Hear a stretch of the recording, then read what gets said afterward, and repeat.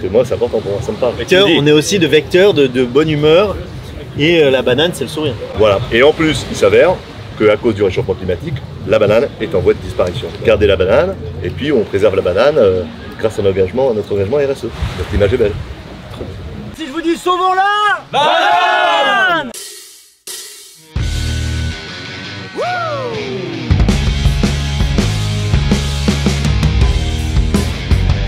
Toute la partie de développer des premiers événements éco-incentives sur la Côte d'Azur. Notre première OP, c'était le Monaco Green Tour et ainsi de suite. On a monté d'autres défis, les éco-défis. On a cotisé pendant pas mal d'années avec le 1% pour la planète. L'objectif ? Augmenter les dons dédiés à la cause environnementale en engageant les entreprises à reverser directement 1% de leur chiffre d'affaires à une ou plusieurs associations agréées.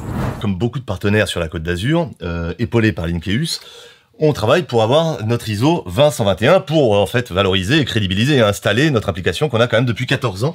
Donc, on va vous présenter Audrey. Bonjour Audrey. Et donc, vous illustrez parfaitement notre application sur le développement durable. En plus, je fais tout en vert. Voilà.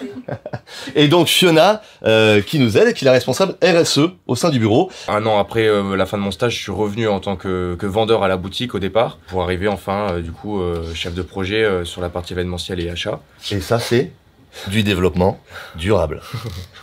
Donc c'est vrai que là, depuis l'année dernière, on met sur tous nos événements des bouteilles d'eau en carton recyclé, des bouteilles d'eau françaises qui viennent des Pyrénées. Ça fait vraiment la différence et tout le monde est sensible, dès qu'il les voit, tout le monde est sensible à utiliser cette bouteille d'eau. Ce qui est intéressant aujourd'hui pour nos clients et pour nous, c'est que quand ils viennent, déjà, il n'y a pas d'impact environnemental, évidemment, mais aussi qu'il y a un impact positif. On est embelli le territoire. Un super programme qu'on avait créé une fois pour 600 personnes, c'était en fait un challenge jardin puzzle. Toutes les équipes partaient sur des ateliers éco-responsables. Donc sur ces ateliers, ils gagnaient des points. Ces points, ils pouvaient se procurer une petite plante. Et en fait, l'œuvre collective, c'était de recréer sur un sol le logo de l'entreprise en fleurs. Quand une personne, des participants, une entreprise arrive sur nos événements, elle doit être valorisée. C'est un véritable bain chaud. Voilà. Et à la fin de la journée, chacun se connaît mieux et chacun peut partager sur les 364 autres jours de l'année,